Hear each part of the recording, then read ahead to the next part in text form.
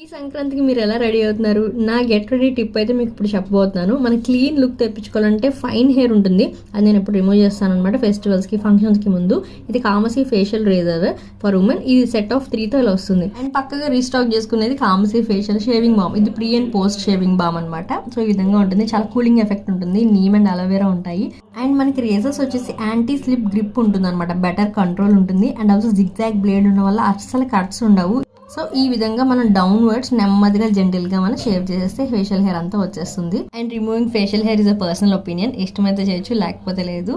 ఇలా ఉంటేనే బాగుంటుందని కాదు. అండ్ ఫోర్ హెడ్ దగ్గర ఐబ్రోస్ ఇంకా డిఫైన్ గా కనిపించడానికి ఎక్కువ ఆ ప్లేస్ నేను క్లీన్ చేసుకుంటూ ఉంటాను. అప్పర్ లిప్ కూడా మనం షేవ్ అవ్వగానే బ్లేడ్ ని నీట్ గా క్లీన్ చేసేసి డ్రై చేసి క్యాప్ పెట్టి దాచుకోవచ్చు.